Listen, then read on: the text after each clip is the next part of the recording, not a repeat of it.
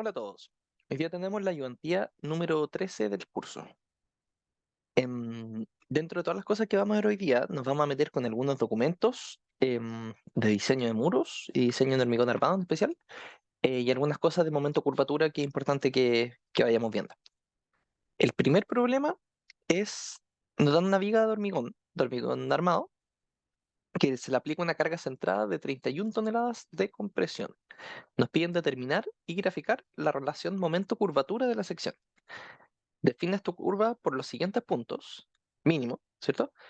Primera fluencia, entonces el momento de fluencia y la curvatura de fluencia, la resistencia máxima, MU y FIU, sin utilizar factores de mayoración, y considerar al menos dos puntos adicionales entre los indicados. Como datos nos piden asumir 5 centímetros de recubrimiento al eje de las armaduras y asumir que el acero tiene comportamiento elastoplástico. Entonces, eso, o sea, una fluencia de 4,2 toneladas por centímetro cuadrado, y después de esa tensión parejo en ese valor de fluencia, una elasticidad de 2100 toneladas por centímetro cuadrado, y que el hormigón se ajusta al comportamiento indicado, que esta es esta constitutiva de acá, con su FC' en 0,25 toneladas por centímetro cuadrado, un G25, su elasticidad a la que inicia como de fluencia, por así decirlo, o sea, donde se llega a la FC' de 0,002, y una deformación última del hormigón de rotura a 0,003, con la constitutiva que sigue esta ecuación de aquí. ¿Ya? La viga tiene, aunque no nos vamos a meter con eso ahora, pero la armadura son 3 Fi 25, después 8 Fi 22 laterales y al final 3 Fi 22, 3 Fi 25, perdón, de 40 por 100, con un largo de 5,2 metros. Entonces, todas estas cosas se resuelven con un código Softape que voy a mostrar a continuación, pero primero vamos a irnos a la parte teórica, por así decirlo, para después ver cómo fue implementado. Esto para los dos primeros ejercicios. Entonces, la curvatura, entonces, como recordatorio, es la variación de la rotación por unidad de longitud de un elemento que trabaja en flexión. Entonces, nuestra curvatura acá, phi, es de phi a dx. O sea, la variación del ángulo dividido en el largo de la sección, ¿cierto? Del tramo que estamos mirando. em, que utilizando esta relación de acá, es lo mismo que la deformación en z, la deformación z dividido en z. Viéndolo en la sección de la viga, sería esto de acá. La curvatura de esta sección de acá es E sub z dividido en z. ¿Ya? Es la deformación dividido en el brazo. En elementos, como dice acá, en elementos de hormigón armado que están sometidos a cargas axiales y flexurales, la relación entre momento y curvatura tiende a ser lineal únicamente por tramos, ya que la respuesta del elemento a nivel de sección depende de la deformación unitaria de los materiales de cada punto. Entonces, en una misma sección, que es esta, por ejemplo, nosotros podríamos tener acero de refuerzo en compresión, otro acero que esté en tracción, otro en fluencia, otro en rango elástico, etc. Y el hormigón se podría encontrar agrietado, porque está traccionado, comprimido en la zona elástica, etc. Entonces, por los motivos anteriores, la relación entre el momento flexural y la curvatura en una sección con baja carga axial normalmente se parece a esto que está mostrado en la figura, acá, que es la típica comportamiento de una sección de hormigón armado, donde aquí en el eje Y tenemos el momento y aquí en el eje X tenemos la curvatura, que tiene unidades de 1 partido en largo, ¿cierto? Porque deformación unitaria es sub z, dividido en z, que es el alto de la zona comprimida, o lo que sea, que le está mostrando arriba. En este caso es sub z, dividido en z. Eso, entonces podemos ver cómo al ir aumentando la curvatura, nosotros inicialmente, ya que no está agrietado, nos movemos en el rango elástico, que es esta zona de acá, con curvaturas pequeñas, por lo tanto momentos también pequeños. En algún minuto nosotros vamos a alcanzar el momento de agrietamiento, con su asociada obviamente curvatura de agrietamiento, donde van apareciendo las primeras grietas, por lo tanto la pendiente cambia, y porque pasa a comportarse el hormigón como hormigón agrietado. Y en algún punto, si seguimos avanzando, ya aparecen grietas, que el hormigón seguirá trabajando agrietado, con una tensión en el acero menor a la de fluencia. Eventualmente llegaremos a una curvatura que le pida que el acero de más lejano en tracción fluya. Ahí tenemos entonces el momento de fluencia y a partir de ese punto donde ya obviamente el hormigón está súper agrietado y el acero está fluyendo, puede seguir aumentando la curvatura, más no mucho más la resistencia, ya que el acero ya está fluyendo. Se empezará a agrietar más, el eje neutro a subir, tendremos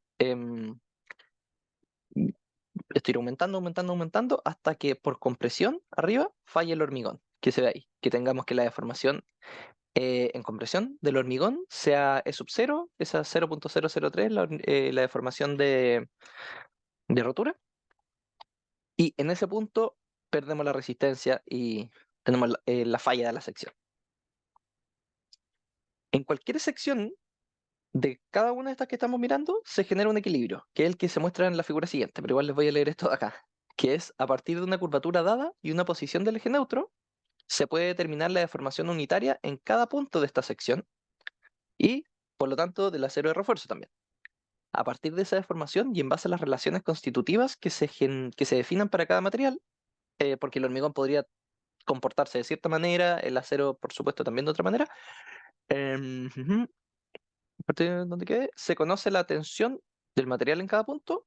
Luego, tanto la flexión como la carga axial a nivel de sección se obtienen de integrar dichas tensiones y, en el caso del momento, las tensiones por el brazo que tienen.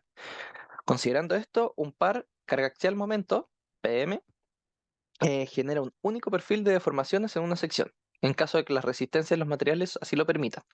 ¿A qué se refiere todo esto? Que nosotros podemos, si esta es nuestra sección de hormigón, donde acá tenemos el acero en tracción, y aquí tenemos, perdón, el acero en compresión y el acero en tracción, ujú, cuando se genera la curvatura, una curvatura phi arbitraria, tenemos una zona en compresión, una deformación unitaria en compresión, una deformación del acero en compresión.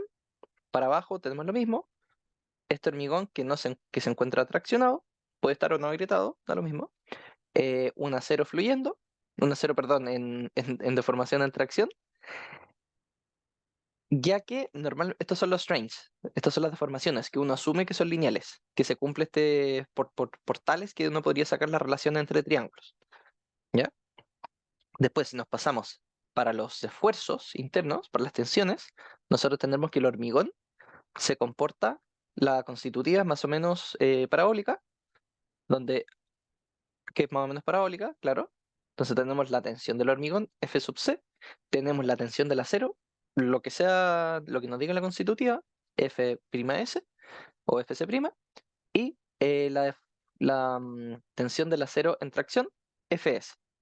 Nosotros integrando la parte del hormigón con las cosas que conocemos normalmente, que por ejemplo como se hace simplificadamente con el bloque de Whitney, cuando hacemos hormigón armado normal, nos aparece una fuerza en el centroide de esta sección de C sub C, que es la fuerza en compresión del concreto del hormigón. Nos aparece también la fuerza en compresión del acero, C'S.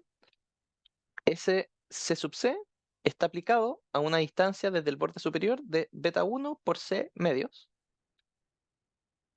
siendo C el largo total de la zona comprimida, y nos aparece también una tracción, perdón, en el acero, T sub S. Nosotros haciendo equilibrio con respecto, por ejemplo, al centroide de la sección, sumando todas estas cosas, nos va a dar una fuerza P y tomando los momentos, nos va a dar un momento M. Entonces, por eso, dependiendo de la carga axial, es el momento que tenemos, por eso estas dos cosas están relacionadas. ¿Ya? Dependiendo de la simpleza o complejidad de estas relaciones constitutivas que nosotros definimos, que pueden ser lineales, no lineales, inelásticas, etcétera, y de la simpleza o complejidad de la forma de la sección en torno al eje de flexión, en este caso rectangular, pero podría tener cualquier forma, circular, por ejemplo. La evaluación de las fuerzas resultantes a nivel de esta sección, integrando, puede ser súper laboriosa, como para resolverlo analíticamente. Entonces, la literatura entrega soluciones conocidas para casos simples y frecuentes, como vigas rectangulares, vigas tipo T, tal vez, etcétera. Pero cuando empiezan a ser formas más raras o con constitutivas un poquito más complejas, eso empieza a traer problemas. Por ejemplo, secciones los casos simples y frecuentes, como nos dicen acá, son secciones rectangulares con armaduras simétricas flectadas en torno a ejes geométricos principales. Por ejemplo, aquí estamos flectando respecto a este eje, pero si flectáramos respecto a un eje que no fuese respecto a este centroide, que fuese que esté girado, y empieza a ser un poco más difícil. Em, para la resolución de este problema, entonces, se ha preferido implementar un algoritmo de evaluación general que considera un modelo de fibras. Y ahí les voy a mostrar el código. Y se muestra en la figura, pero teóricamente lo que hace esto es que se discretiza la sección en diferenciales de superficie suficientemente pequeños, eh, según sea necesario. Dentro de estos diferenciales se asume una deformación constante e igual a la de sus centros de gravedad. Entonces, en cada punto, bueno, ahí le explico. Em, y la ventaja práctica de esta metodología es que el problema se transforma en una sumatoria discreta de fuerzas en función de una deformación unitaria conocida. Ya una sumatoria de las fuerzas de cada uno de estos cuadraditos. Entonces, lo que estamos haciendo acá, si esta es nuestra sección, flectada, por ejemplo, con respecto a este eje, yo asumo, divido esto en mi cuadrícula de puros elementos, que dentro de ese elemento puede haber acero, puede haber hormigón, lo que sea. em, Asumo una deformación, o sea, tomo respecto a las distancias, todo, tengo una deformación unitaria que es conocida para ese cuadradito, para esa sección infinitesimal.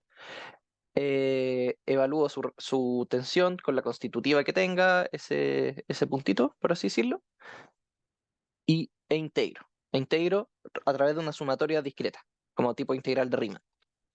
Ya, entonces tenemos, en este caso, en esta sección, tenemos refuerzo longitudinal de acero, eh, hormigón que no resiste tensiones porque se asume que no resiste en tracción, porque va a estar trabajando agrietado. Em, Eso, sí. Entonces, el algoritmo, de manera resumida, ¿cómo funciona?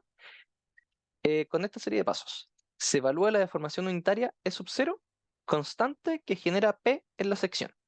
Curvatura nula para el problema. Entonces, ya que yo tengo una carga P, veo que deformación unitaria constante para toda la sección genera esa carga P, ¿cierto? Después se eligen n puntos a resolver que son arbitrarios, el número que yo quiera. Cada uno de esos puntos va a tener una deformación unitaria en el borde superior de la sección que va desde E sub 0 hasta SU. Em, entonces, por ejemplo, yo tomo esta sección, divido la sección en el número de cuadrados, por así decirlo, que yo tenga, la asigno E sub 0 arriba, que es, claro, E sub 0,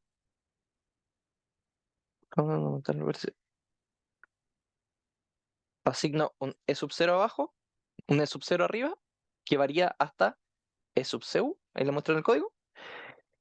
Para cada uno de estos puntos, entonces, se evalúa la deformación unitaria en el borde inferior de la sección y teniendo cada una de estas deformaciones unitarias, E sub SI, se evalúa la curvatura y el momento asociado a ese punto para luego construir la curva. Le muestro el código, entonces, mejor. En este acá, problema 1. Y se debería ver bien. Ya, como siempre, estos códigos están comentados y cualquier duda que tengan me la pueden hacer llegar. Ya, pero la idea es que se genera la curva de momento curvatura para una sección que va a ser una columna rectangular con el algoritmo que les comenté. Primero, las características del material. En el caso del acero, es un acero de elasticidad 2100 toneladas por centímetro cuadrado y una fluencia de 4.2 toneladas por centímetro cuadrado. El hormigón tiene una resistencia Fc' de 0.25 toneladas fuerza por centímetro cuadrado, un G25. La sección, que es una columna en este caso, es de 40 por 100, 40 de ancho centímetros y 100 centímetros de alto. Las áreas de acero, los que les comenté antes, voy a ir al principio, tengo 3 Fi 25, después 8 barras Fi 22, distribuyen 4 capas y al final 3 Fi 25.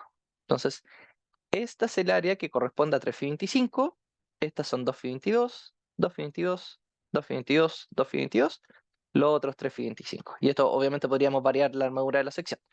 ¿Ya? Aquí tenemos el vector de posición del acero en relación al centro de gravedad. Entonces, respecto al punto medio, ¿dónde está cada fila de barras de acero? ¿Cierto? Entonces, las de arriba están esto era 100. Entonces, hasta arriba tengo 50 menos un recubrimiento que aleje de la barra, 5. Tendría 45. Entonces tenemos 45 centímetros, después un espaciamiento más, 27, 9, menos 27, menos 45, que sería la armadura de más abajo. Ya, los datos, la compresión que está actuando son 31 toneladas sobre la sección. Vamos a hacer esto con 100 puntos entonces. Para evaluar la curva de momento-curvatura, vamos a utilizar entonces una función que se llama MFI o momento-curvatura. Y esta función está definida aquí. Y se la voy a mostrar. Momento-curvatura es una función que devuelve la curva de momento-curvatura.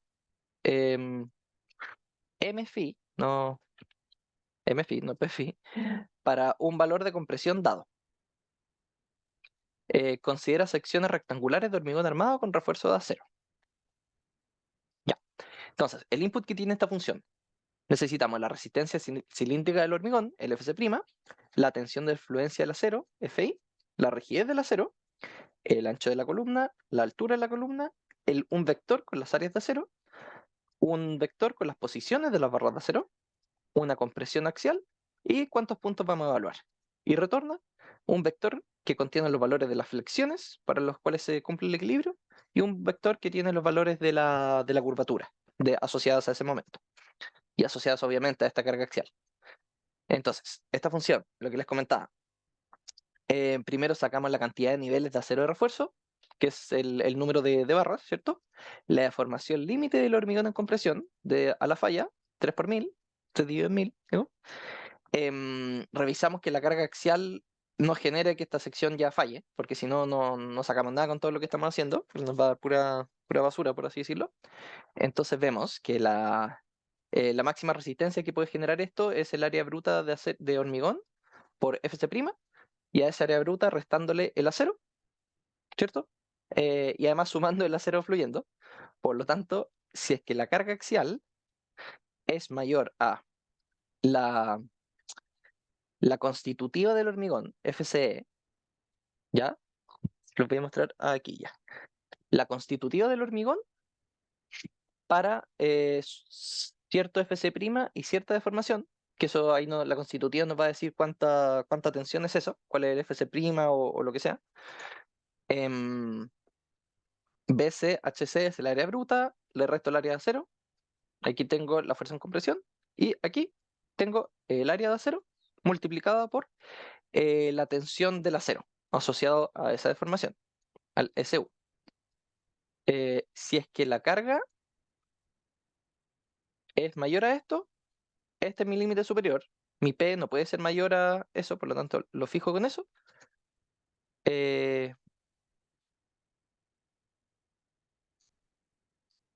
Y eso. eh, Tenemos entonces la carga. Después discretizamos la sección de hormigón con el modelo de fibras que les comentaba. Entonces vamos a separar esto en 50 fibras. Y en este caso, ¿cómo lo vamos a hacer? Nosotros no vamos a hacer, ya que estamos flectando esto respecto al eje medio, respecto al medio, en vez de hacer puros cuadrados, o sea, cuadrados en la horizontal y en la vertical, vamos a hacer puros rectángulos, por así decirlo. Eso. Entonces vamos a tener puras franjas, por así decirlo, 50 en este caso. Vamos a dividir toda la altura en 50 franjas. Entonces vamos a tener una franja, dos franjas, tres franjas, etcétera, hasta llegar a 50 franjas. Em, Eso, entonces tenemos el alto de la franja, es de HC, es la altura de la sección dividida el número de franjas. Los centros de masa, los centroides de cada una de estas secciones, los calculamos con esto y armamos un vector. ¿Ya? Y el delta área o el diferencial de área o el área de cada una de estas franjas es el ancho de la sección, pues les dije que era un rectángulo esto, por la altura de la franja. Entonces estimamos la deformación de compresión para m igual 0. Como les decía, encontramos primero qué curvatura E sub 0 genera la carga P, que nosotros habíamos estimado, estamos considerando. Digo. Ya, entonces partimos con el E sub 0 igual 0. Y aquí partimos iterando, entonces. Primero consideramos un delta de deformación, ¿ya? Que va a ser SU dividido en 2. Esto quiere decir que la primera iteración y P1, que es el que vamos a inventar, el que queremos ocupar para iterar, digo, igual a 0. Entonces, P1 es nuestra variable con la que vamos a acercarnos a P, ¿ya? Y para encontrar cuál es la curvatura que hace que se genere este P. Entonces, con esto de acá, P1 dividido en P mayor a 1.001, quiere decir si este es levemente mayor o si al revés, este es levemente menor, con este diferencial, con esta tolerancia, digo, eh, si es que se cumple esto o esto, y además llevo menos de 50 iteraciones, esto es para que esta cosa no sea eterna, em, me meto dentro del cálculo, quiero decir, ¿cierto? Entonces, la carga axial va a ser la constitutiva del hormigón para cierta tensión, para cierta, perdón, Fc' y para cierta deformación que estamos buscando por el área de hormigón más lo mismo de antes, ¿no es cierto? La tensión del acero con la constitutiva por la suma de las áreas de acero. El siguiente paso es corregir el E sub 0 que vamos a usar en la siguiente iteración. A ver qué tan cerca estamos de que se cumpla esto. Si la compresión es menor que la deseada, aumentamos el E sub 0 con el paso actual. Y si es que la compresión es mayor que la deseada, nos pasamos, por lo tanto disminuimos el E sub 0. Y probamos de nuevo. Entonces, si es que la compresión P1, esa es la que estamos buscando, queremos que se acerque a P, ¿ya? Si es que estamos por abajo, entonces nuestro E sub 0 lo aumentamos en delta E, y si es que no se cumple esto, al revés. Nuestro E sub 0 lo reducimos en delta E. Ahora probamos con la mitad del delta E para la siguiente iteración y actualizamos el E sub 0. If P1 igual a P, entonces esto me gusta verlo así. Y si no, esto, esto y esto y esto. Ya, ahí sí. Entonces, si es que P1 menor a P, aumentamos el L sub 0, y si es que no, bajamos el L sub 0. Actualizamos la siguiente iteración y actualizamos el L sub 0. Y actualizamos el número de iteraciones. Entonces, esto se repite constantemente hasta que se cumpla esta condición de aquí. Una vez que nos salimos de todo este ciclo, quiere decir que encontramos la deformación E sub 0 que haga que se genere esa carga axial, y buscamos qué momentos están asociados a eso. ¿Cómo buscamos los momentos? Haciendo este equilibrio de acá. Ya nosotros encontramos qué deformación genera, claro, qué deformación genera ese P, y ahora nos ponemos a hacer estas iteraciones. Buscamos cuál momento está asociada a esa carga P. Entonces, aquí tenemos las deformaciones. Generamos vectores con las deformaciones en la fibra más comprimida y más traccionada del hormigón, con este vector de acá, un link space entre E sub 0, SU y N.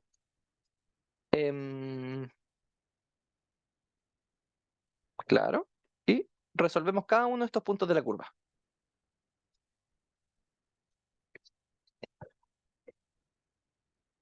Entonces, para esto vamos a ocupar las funciones auxiliares que hemos estado ocupando.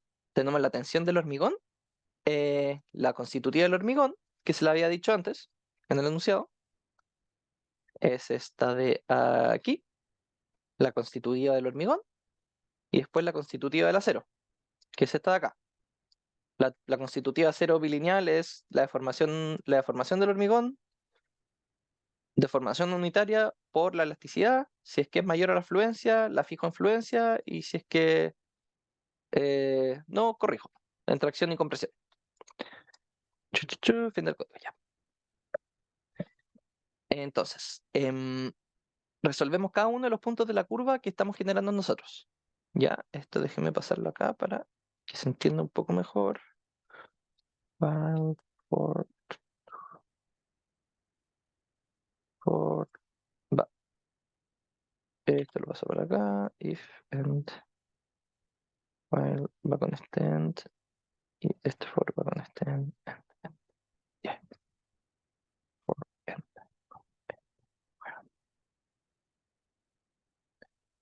End function. Ya, ahí está. Entonces, para cada uno de estos puntos de la curva, nosotros lo que primero hicimos, para mostrarles de nuevo, lo que primero hicimos fue, déjame irme a la parte del algoritmo, acá está. Hicimos esta primera parte. Se evalúa la deformación unitaria constante, E sub 0, que genera P en la sección, que es curvatura nula para el problema. Y una vez que tenemos este E sub 0, se eligen n puntos a resolver, cada uno de los cuales tendrá una deformación unitaria en el borde superior de la sección que va desde E sub 0 hasta ECU.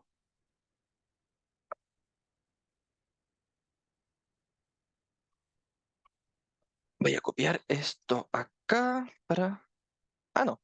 Aquí mismo lo puedo ver. Ya. Entonces, nosotros encontramos nuestro E sub 0 inicial. Después elegimos los n puntos a resolver. Los n puntos va a ser la cantidad de casos, por así decirlo, de momento curvatura que vamos a resolver. ¿Ya? Cada uno de estos cuales, de estos puntos, va a tener una deformación en el borde superior asociada.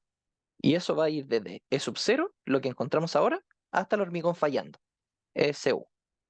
Entonces, fijamos nosotros la deformación unitaria arriba y mediante el equilibrio encontramos cuál es la deformación de abajo que genera nuestro par carga-momento. Carga, claro, que se genera, que se encuentra en nuestro momento. Y resolvemos. Ya esto para que lo revisen por su cuenta, pero esto es lo que estamos haciendo acá. Entonces, se estima la deformación de compresión para m igual 0 inicialmente. Esto es lo que acabamos de hacer, perdón. Aquí me quedé, sí, deformación en fibra, ya. Se resuelve cada uno de estos puntos de la curva. Entonces, se determina el delta E, que es, de nuevo, mi delta con el que varío la deformación, SU dividido en 2. Primera iteración, carga axial que estamos tratando de adivinar, la dejo en 0. Y la deformación en el punto que estoy actual. Entonces, si es que mi P1 es levemente mayor o si es que mi P1 es levemente menor y además llevo menos de 50 iteraciones, me meto dentro del while. Saco cuál es la deformación en cada fibra del hormigón y del acero. Entonces interpolo. Tengo que interpolar entre menos en la sección inferior, en la parte inferior de la sección, digo, y en la parte superior, que es menos la altura medios y la altura medios. Interpolo con mi formación en E sub I, que es la deformación que tengo, la deformación unitaria actual, y la deformación que yo fijé arriba, lineal. Hago lo mismo para el hormigón y hago lo mismo para las barras de acero e integro. Entonces, saco cuál es la tensión en ese punto de la fibra, digo, con la constitutiva del hormigón. em,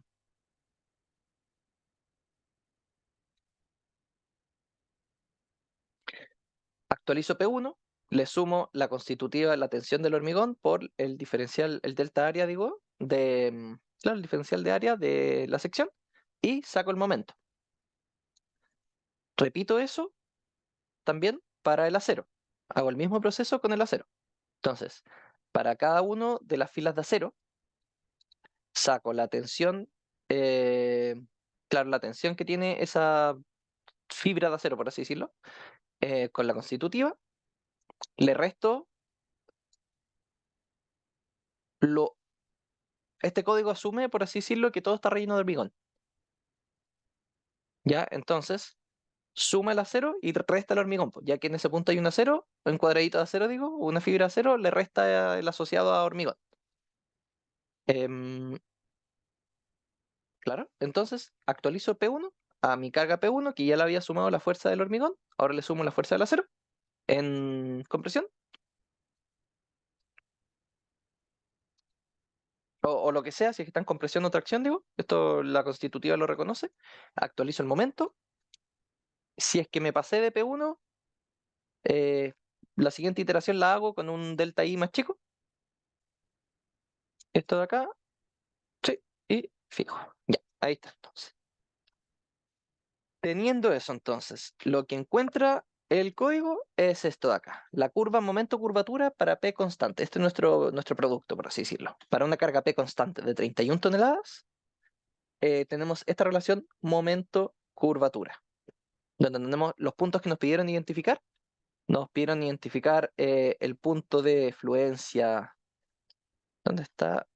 Nos pidieron evaluar el punto de primera fluencia y la resistencia máxima. Entonces, el punto de primera fluencia es cuando partimos a cambiar la pendiente, ¿cierto? O sea, nosotros teníamos... Mejor, déjenme copiar esto acá al lado. Sí podemos ir comparando. ¿Ya? Fíjense, tenemos una carga axial relativamente baja en esto. Entonces, tenemos inicialmente una zona con una pendiente grande, que es la zona no agrietada. En algún punto el hormigón se agrieta. ¿Ya? Entonces, nos cambia la pendiente y después nos empezamos a meter a la parte de fluencia. Se empiezan a generar las ciertas barras que empiezan a fluir. Entonces empiezan de a poco. Primero fluyen las secciones de las barras de más abajo y empiezan consecuentemente a subir, subir, subir, a fluir más, digo, y llegamos hasta este punto. Y este punto de acá es el punto de donde ya encontramos, hasta ahí llega nuestra constitutiva, hasta el SU, el 0.003, el 3 por mil. ¿Ya? De la curva presentada, extraemos los siguientes 4 puntos, que es lo que les decía. Se obtiene el momento de la primera fluencia, un punto intermedio B, un punto intermedio C y el punto de resistencia máxima, D. ¿Ya? Y aquí tenemos la curva exacta, ¿cierto? Tenemos la curva exacta en la roja y una curva aproximada conectando los puntos nomás en la azul. ¿Ya? Pero para que tengamos estos 4 puntos. Y a modo de resultado complementario, aquí se muestra las mismas curvas de momento de curvatura, pero para distintos niveles de carga axial. Antes teníamos 31 en el del ejemplo, ¿cierto? 31 toneladas. Entonces, fíjense qué pasa cuando nosotros aumentamos o disminuimos, digo, la carga axial. Si la carga axial es cero, nosotros tenemos esta curva momento-curvatura, donde tenemos una resistencia máxima de cercano a 100, digamos que es 90, 90 y algo, pero una curvatura de 0.018. A medida que vamos aumentando la carga axial sobre la sección, esta sección se hace más resistente, empieza a subir la resistencia máxima, pero puede generar una curvatura muchísimo menor, por lo tanto, menos dúctil. ¿Ya? Eso es algo a tener en cuenta. Que la ductilidad decrece notablemente a medida que aumentamos la carga axial, que a pesar de que aumente la resistencia, disminuye la ductilidad. El problema 2 nos piden aproximar la relación momento-curvatura obtenida el problema anterior por una relación bilineal. Y con esta aproximación determine y grafique la relación corte versus deformación de esta viga. Corte, claro, corte siendo una carga puntual de este voladizo, por así decirlo. ¿Ya? Entonces nosotros tenemos esta viga que medía 5.2 metros, está comprimida con 31 toneladas y nosotros tenemos una carga B que genera una deformación y queremos ver cómo se relaciona esto con esto a partir de nuestra curva momento-curvatura. Esto también se hace con los códigos Octave, pero nosotros nos piden primero obtener una bilineal. Entonces, el código asume dos cosas, que la recta elástica, el primer tramo, debe pasar por el momento de primera fluencia definido en la sección anterior, que era ese punto de ahí. Entonces nosotros hacemos que nuestra recta pase por ahí, y aparte, que llegue obviamente al último punto y que el área entre estas dos curvas sea la misma. Es como criterio. Entonces se tiene la siguiente aproximación, se encuentra esto con el código y yo les voy a mostrar cómo se genera. Em, el punto de fluencia generalizada, definido por la linealización, que va a ser este, a este momento y a esta deformación, curvatura digo, no es el mismo que para el otro caso, pero es la manera de generar la bilineal más. Bueno, estos son los puntos. ¿Ya? Momento, curvatura, el de fluencia y el último. Asociado como dato una ductilidad de fluencia, de curvatura, perdón, de este dividido en este, de 4,35. Le estoy pidiendo que se deforme 4,35 veces más que la fluencia. Para la evaluación de la flecha en el extremo libre de la viga, vamos a considerar el método de los trabajos virtuales, que es esta cosa de acá, ¿cierto? Nosotros vamos a tener una carga de corte, por así decirlo, aquí, que nos va a generar este diagrama de momento, donde va a ser una carga 1, digamos, virtual, lo que sea, 1 por L va a ser el momento. Esta va a ser nuestra función mx, que en este caso va a ser, eh, cuando x vale 0, vale carga unitaria por L, y cuando x vale L, va a ser 0. Este va a ser nuestro diagrama. Entonces, el método de los trabajos virtuales, para este caso, por ejemplo, el delta se obtiene de integrar, ver el trabajo que genera esta carga virtual por la deformación, tiene que ser igual a la integral de el momento en toda la sección por la curvatura, cada una de esas cosas depende de x, por dx. ¿Ya? Entonces, para el caso, el diagrama, nosotros tenemos esta situación de acá mejor. Creo que se entiende mejor viendo esto. Cuando nosotros tenemos que el momento que se genera es menor al momento de fluencia, ¿cierto? La curvatura de la sección va a ser constante y el momento siempre va a ser constante, pero por lo menos la curvatura va a ser constante también. Obviamente, em, voy a pegar esto acá al lado para que vayamos viendo igual. Y ahí tenemos. Nosotros entonces, si estamos más abajo que el momento de fluencia, nuestra curvatura eh, nuestra curvatura es constante. Y aquí estamos más abajo del momento de fluencia. En el caso de que nos pasemos del momento de fluencia, que sea nuestro momento que estamos evaluando, sea mayor el de fluencia, pero menor al último, nosotros vamos a tener que se empieza a deformar esta viga y en algún punto se alcanza el momento de agrietamiento, igual que antes, ¿cierto? Y desde ese punto para abajo se empieza a agrietar. Este es largo agrietado. Pero nosotros a medida que vamos aumentando, nos vamos alejando, empieza a aumentar el momento y de repente se va a alcanzar el momento de fluencia. Entonces, en ese punto cambia la curvatura, ya que tenemos esta ecuación de acá, ¿no? Sobre el momento de fluencia tenemos cierta curvatura o cierta pendiente, por así decirlo, ¿cierto? Bajo, bajo el momento de fluencia tenemos otra pendiente. Entonces, se genera esto de acá, donde tenemos que la curvatura es mucho más alta, una pendiente mucho más alta para la zona bajo el momento de fluencia y mucho más baja para el momento sobre el momento de fluencia. Y entonces tenemos estos dos casos. Entonces, por lo mismo, este delta se define de dos maneras. Si es que el momento que me genera esta carga es menor al momento de fluencia, esta integral resulta en esto de aquí. Ya es muy largo para hacerlo acá, pero si ustedes sacan la ecuación del momento y la ecuación de cuando están bajo la fluencia, que en este caso el momento desde aquí hasta acá, o sea, desde este punto hasta este punto es pendiente 1, ¿cierto? Cuando x vale 0, esto vale 0, y cuando x vale 1, esto vale, cuando x vale L, digo, esto vale L. Si hacen lo mismo con la curvatura, es phi por x dividido en L, y si hacen la integral van a llegar a que la deformación es phi por L cuadrado dividido en 3. Si es que el caso que es un poquito más largo, es que el momento es mayor al de fluencia, pero menor al momento último, que el máximo que se podría generar, eh, la deformación es todo este corcho de acá. Ya, pero que viene de lo mismo, viene el diagrama de momento va a ser siempre este, va a ser siempre mx y va a ser lineal, pero la curvatura va a seguir, en vez de seguir esta función, va a seguir esta función, ¿ya? Donde LI es el largo hasta la zona de fluencia, ¿ya? Se saca por regla de 3. En momento I dividido en momento máximo multiplicado por L.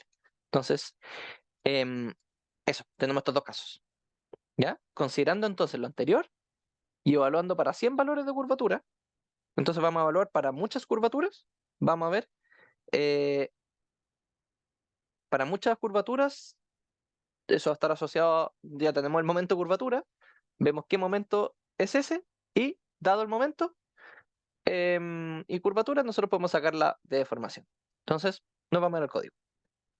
El código, que es este de aquí, necesitamos la curva de momento curvatura para sección columna rectangular. O sea, esto es lo que eh, vamos a generar, ¿cierto? De nuevo, definimos el acero, definimos su elasticidad y su fluencia, el hormigón, las características de la sección de la columna, evaluamos el momento curvatura con la función mφ y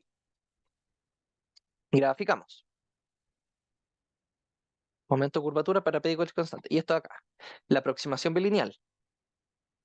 Si quieren ahí lo pueden revisar, pero lo que está haciendo esta función es hacer que el área bajo la curva roja sea igual al área bajo la curva azul.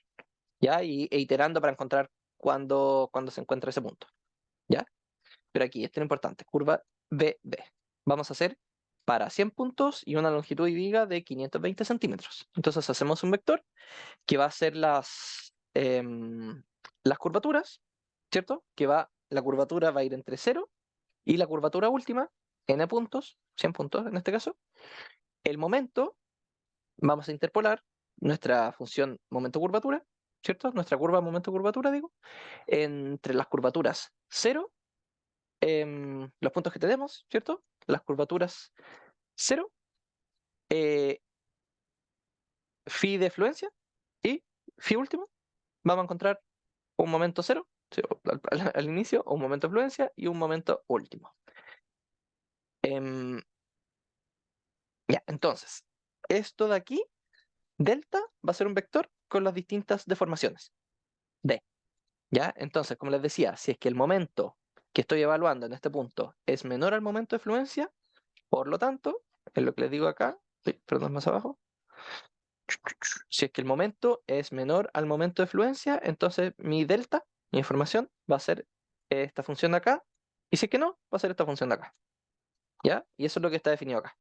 Si es que el momento es menor al momento de fluencia, mi información en ese punto es esta, y si no, mi L de fluencia, por así decirlo, mi longitud hasta la zona de fluencia es esta, y mi delta es este de acá. Una ecuación más larga nomás. ¿Ya? Con eso, entonces, generamos esta curva de acá, la curva roja, sin P delta. Al tiro les explico lo del P delta, ¿ya? Pero tenemos para cierto corte, em, ya, perdón, esto vamos a encontrar el momento para todos estos casos. Y el momento es generado por un corte, o sea, un corte, una carga B multiplicada por L. Entonces, para encontrar el corte B es M dividido en L. El momento dividido en el largo, en el brazo, me da la fuerza. Entonces, eso es lo que graficamos acá. La fuerza esa versus la deformación, con la curva roja, sin P delta. Entonces nosotros vemos que a medida que vamos aumentando la fuerza, obviamente va aumentando el momento, por lo tanto, eh, vamos aumentando la deformación, deformación, deformación, y de repente en algún punto generamos la fluencia la fluencia. ¿Ya? Si ven al inicio, si ven la curva momento-curvatura, las pendientes no cambian tanto entre esto de acá y esto de acá, pero es acá donde se genera la gran diferencia.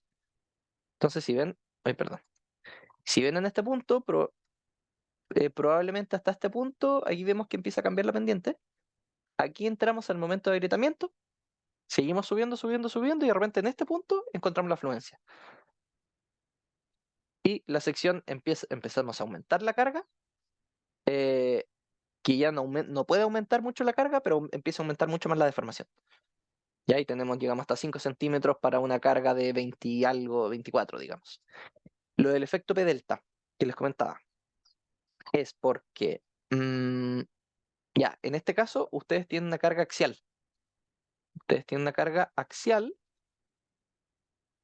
El efecto P delta, acuérdense, es eh, la carga P multiplicada por delta. Ustedes tienen esta fuerza que está generando que esto se flecte. Y acuérdense que ustedes tienen una carga axial acá. Entonces, esto genera un momento que va a ser V por L. Pero si ustedes consideran el efecto P delta, tienen que sumar esta carga P multiplicada por este ancho, esta deformación delta que se generó. Entonces el momento va a ser el momento que calculé más P por delta, por la deformación asociada a ese momento. Y eso es lo que está acá. Entonces, sin efecto P delta, el momento es directamente eso. Y si es que es con efecto P delta, el momento es el corte por L, pasen esto para el otro lado, más P por delta. Por lo tanto, si es que considero el efecto P delta, tengo que restar el efecto P delta para sacar cuál es el corte que genera esa deformación. Entonces, por eso, considerando el P delta, me dice que el corte es o sea, el corte de la fuerza puntual al final, carga B, es un poquito menor, porque no le estoy considerando el efecto P delta. O sea, estoy considerando el efecto P delta, que es mi carga axial por la deformación. Pero ven que la diferencia es súper baja. Ya no una cosa que sea muy, muy importante, dependiendo del caso, obviamente.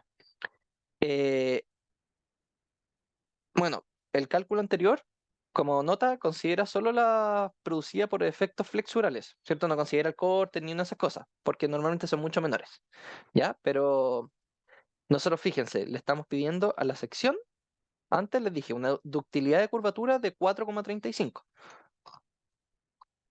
¿cierto? El desplazamiento que nosotros tenemos, que es lo que podríamos ver en el punto real, ¿cierto? El desplazamiento en la punta de la viga, la ductilidad de desplazamiento es de 1,46.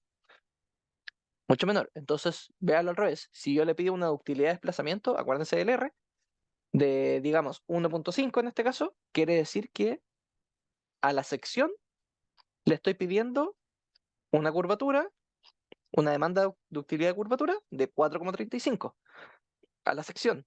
Si eso lo miro después a cada barra de acero, que cuánto le estoy pidiendo en ductilidad de deformación, ese valor se va a ir multiplicando. Entonces, por eso nosotros tenemos el R se paga, por eso se dice. Ujú. Y eh, ya, nosotros calculamos el desplazamiento último que podría generar esta viga, ya que es de más o menos 4,95 centímetros. Calculando esto con un valor referencial tradicional, que es este de acá, donde nosotros podemos asumir que el largo de el L plástico, digamos, la mitad de la altura de la viga, ¿ya? Y que la deformación última se puede tomar con esta ecuación, donde tenemos el phi de fluencia, la curvatura de fluencia, L cuadrado partido en 3 y todos son valores que conocemos. Entonces nosotros fijando el valor h, que es 1 metro, el largo son 5,2, eh, un LP de 0,5h, una ductilidad de curvatura, una ductilidad, perdón, una curvatura de fluencia, digo, de 0,0377, que es esta curvatura de acá, de abajo, para cuando partimos de fluir, una curvatura última, phi u, de 0,01640, que es esta de acá, la que sacamos con la parte bilineal. Sacamos que la deformación es de 6,52 centímetros. Y nosotros calculándola, con todo este proceso, llegamos a 4,8. Ya, obviamente esto es el cálculo mucho más complejo que necesitábamos ir iterando con todo esto, pero para que vean que el orden de magnitud de los resultados de estas dos cosas es más o menos comparable. ¿Ya? La tercera parte de esta ayudantía, es el tercer ejercicio que tenemos. Tenemos una barra de acero A630 420H, cuya relación tensión-deformación puede aproximarse con el modelo de Mander usando los siguientes parámetros. ESH 70 toneladas por centímetro cuadrado, ESH de elasticidad, y de deformación ESH 5 veces la deformación de fluencia y la deformación máxima del 10%. Ya, el modelo de Mander es este de acá. Después nos piden graficar la relación tensión-deformación de una barra con, ahí le voy a explicar, utilizando un modelo de pandeo de Dacal y Maekawa. ¿Ya? Primero les voy a mostrar el modelo de Mander. El modelo de Mander es para generar es la típica que se ocupa para el acero, ¿ya? Que no se considera elastoplástico, ¿cierto? Cuando llegamos a la fluencia no asumimos que esta cosa es totalmente para allá, sino que se tiene una parte de endurecimiento que empieza a endurecerse el acero y empieza a resistir un poquito más.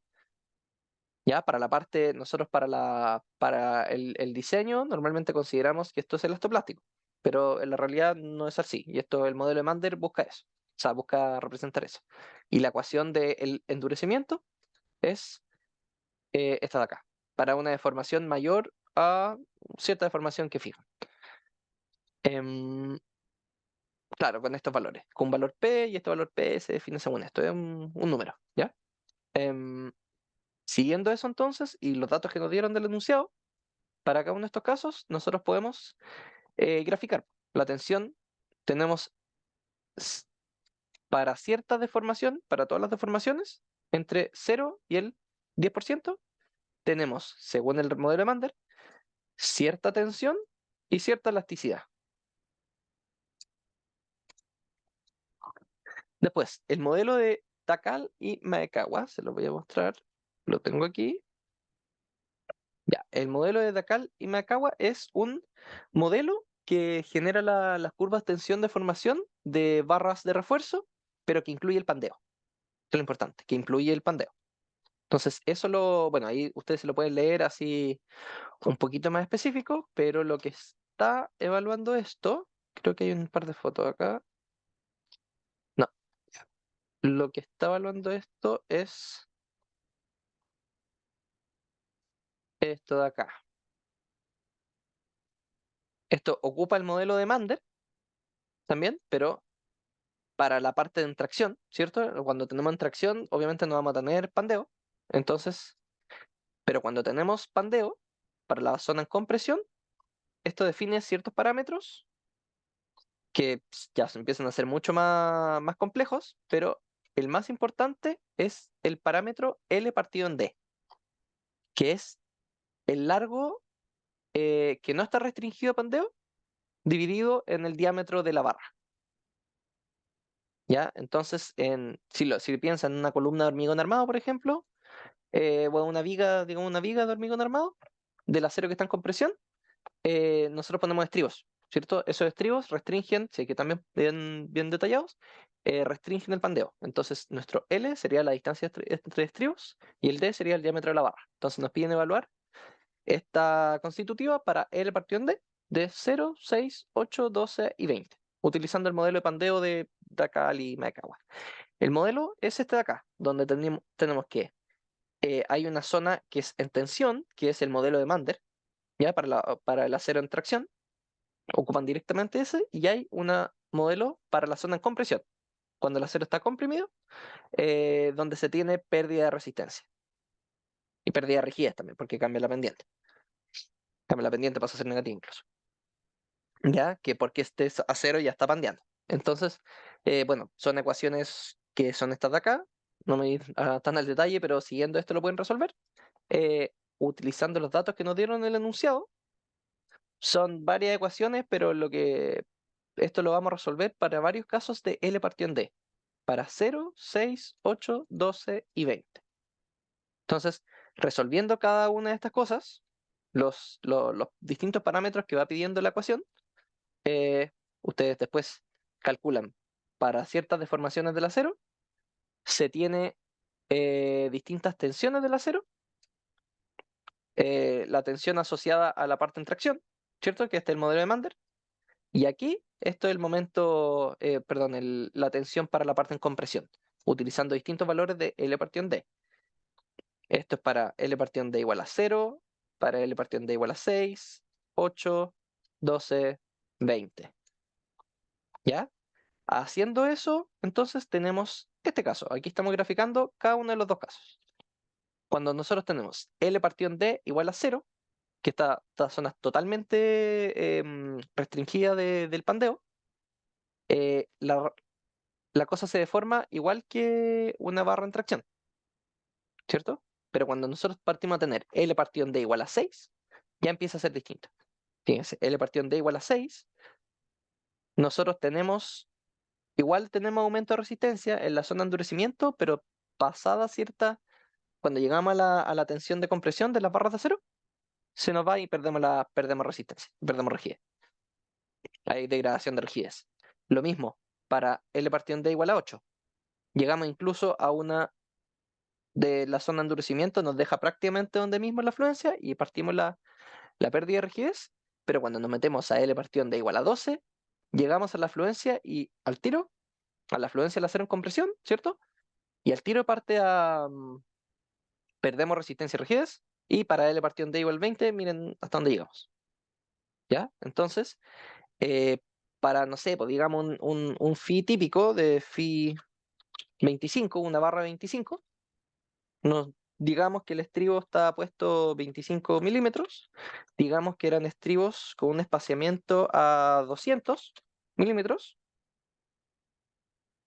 entonces nosotros vamos a tener que nuestro L partido en D, L va a ser 200, D va a ser 25, eso es un DL partido en D igual a 8. Si nosotros ese espaciamiento lo hubiésemos tenido a, o no sé, una barra más grande, digamos, phi 32, o phi, perdón, una barra más chica, phi 18, digamos.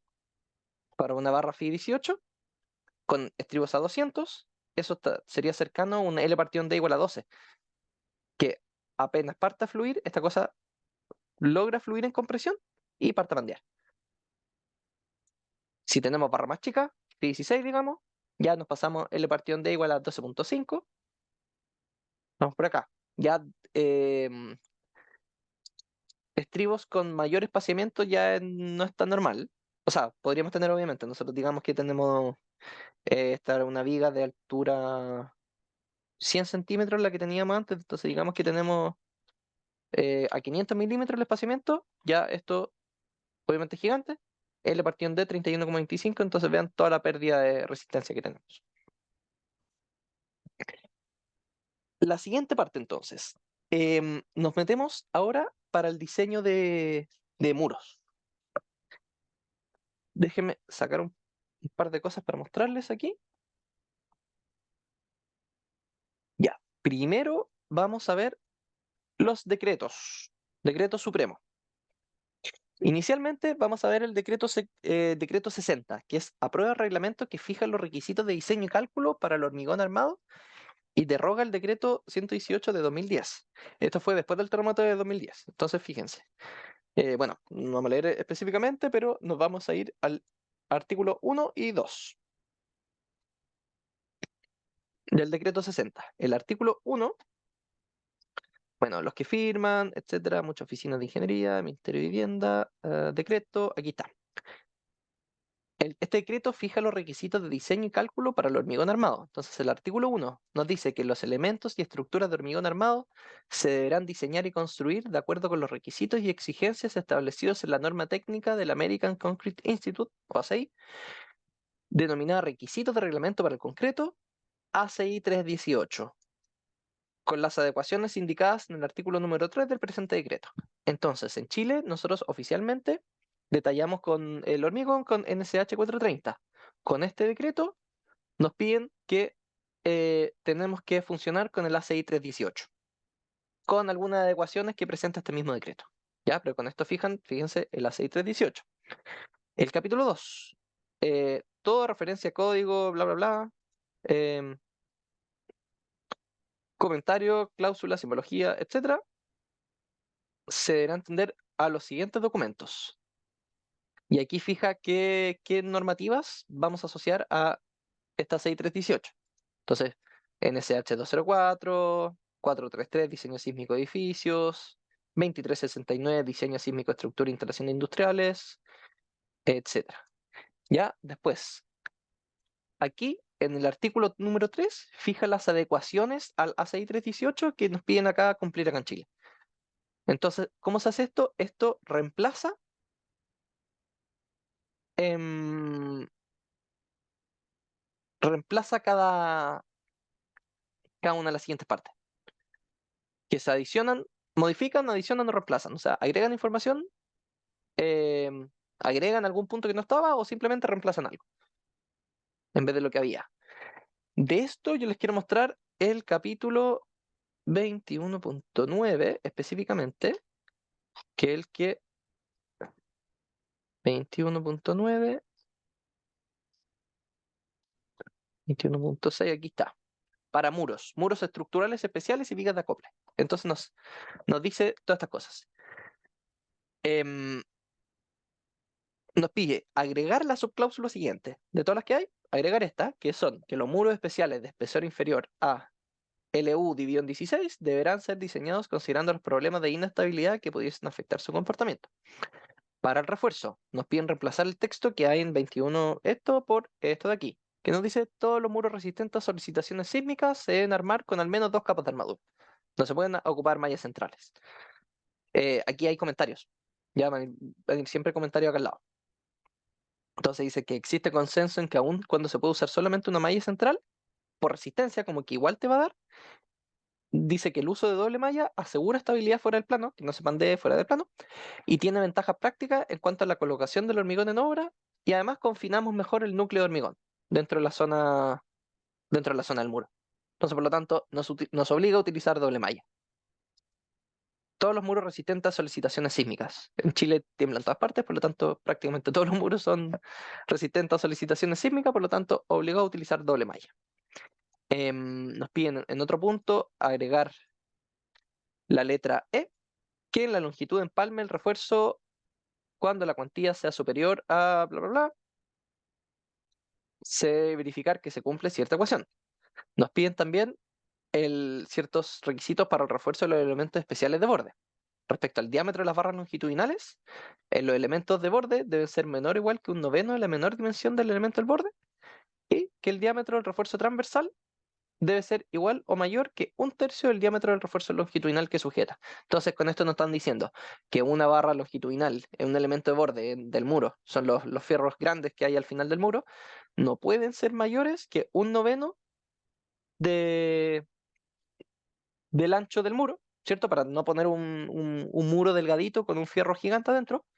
Y aparte también nos pone un requisito, que el requisito para el estribo que tenga esos fierros, el estribo no puede ser menor que un tercio del diámetro del fierro. Entonces, por decirlo, si yo voy a poner un fierro Fi 36, estoy obligado a utilizar un estribo Fi 12, un tercio, o superior.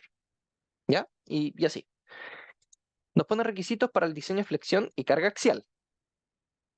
Em, Nos piden que al verificar el diseño de las secciones transversales compuestas, como muros tipo L, T, C u otras formas, se debe considerar la sección completa con todas las armaduras especificadas, y si no, se puede verificar utilizando el ancho efectivo del ala.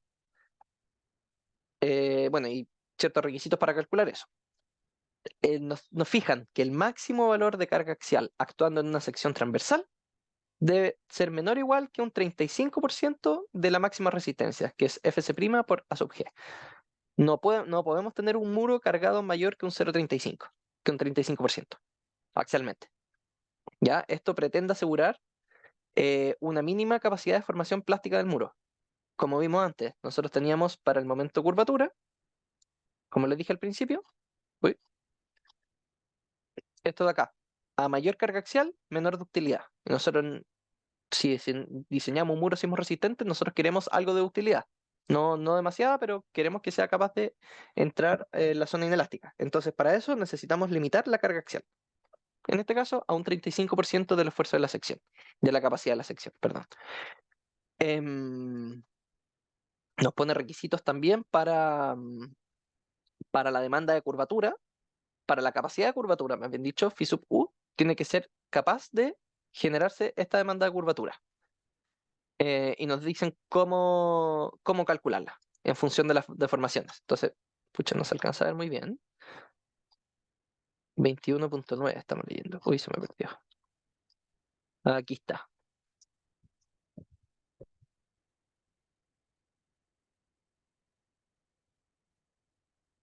21.7a. Nosotros ya podemos cumplir con estas dos ecuaciones. Nosotros tenemos que cumplir con que la sección crítica de todo muro con razón de aspecto HT, la altura del muro dividido en el largo del muro, mayor o igual a 3. Por ejemplo, un muro de 3 metros de alto y 1 metro de largo ya tiene que cumplir con esto. Por eso ya empiezan a ser muros, no sé si esbeltos, pero uno puede verlos más delgaditos, por así decirlo. Nos piden que debe tener una capacidad de curvatura mayor que la demanda de curvatura phi último, calculada a partir de esta expresión de acá, que es la curvatura tiene que ser capaz de generar 2 delta U la deformación de techo, dividido en HT LW, eso puede ser igual a E sub C dividido en C menor a 8 por 1000 dividido en C. El 8 por 1000 es la deformación unitaria máxima que puede tener el hormigón comprimido. Y entonces, con todos estos requisitos, ahí nos vamos a meter más adelante con el diseño de muros, pero esto nos pone requisitos para la zona comprimida del muro, por lo tanto, a las dimensiones del muro. ¿Ya? Nos piden, podemos hacerlo con esta ecuación o bien con esta otra ecuación. Con la expresión 21.7b, que ya es metiéndonos con cierta carga axial. ¿Qué más les puedo mostrar? 21.9.6, elementos de borde. Ya, esto también, importante. Elementos de borde. Todo esto les va a ir haciendo más sentido cuando nos metamos, bueno, lo van viendo en las clases obviamente, pero cuando nos metamos con ciertos ejercicios de eso, que este requisito nos pone elementos de borde para muros estructurales especiales, que nos dicen que las zonas de comprensión de un muro deben ser reforzadas con elementos especiales de borde, que es confinado y todo ese tema, y varios requisitos, cuando se cumple que C, la zona comprimida, es mayor a esto de acá. Largo del muro dividido en 600 por bla, bla, bla. Donde C corresponde a la mayor profundidad del eje neutro, calculada por la fuerza axial mayorada. Y eso, aquí en los comentarios ustedes pueden ir viendo.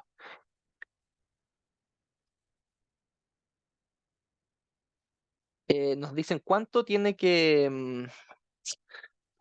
medir dentro de la zona de compresión, cuánto tiene que medir este elemento de borde especial, confinado, que sería el largo C sub C. Ahí cuando lo veamos en detalle les va a hacer sentido ese, pero nos pone una ecuación para determinar cuánto debe ser ese C sub C.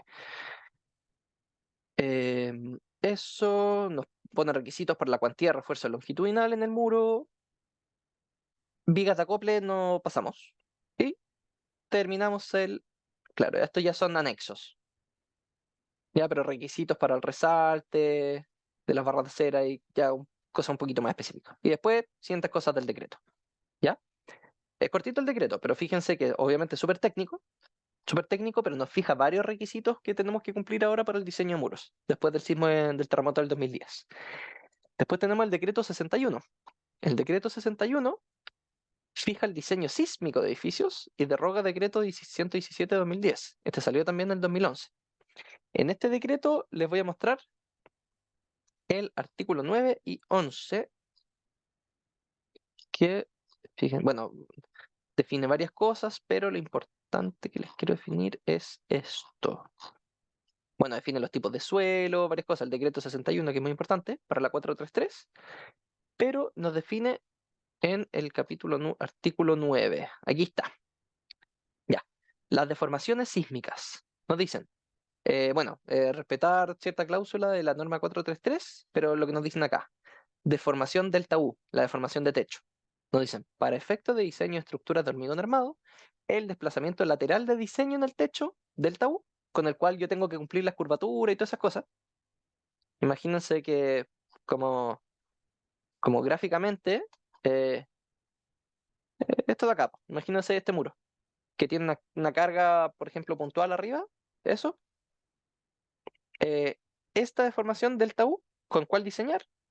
Y con cuál nos pasamos para atrás, ¿por cierto? O sea, nosotros definimos un delta U, sacamos la curvatura, con esa curvatura vemos cuánto de esta parte está comprimida, el confinamiento, etcétera. Entonces nos dicen que ese delta U se saca de la siguiente manera.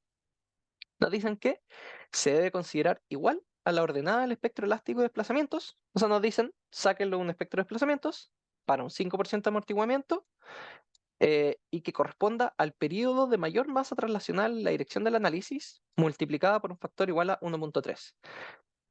Entonces nos dicen, saca el desplazamiento e igualelo a. El desplazamiento, quiero decir, debe ser 1,3 veces el espectro de desplazamientos en el periodo principal de la estructura, pero el periodo agrietado.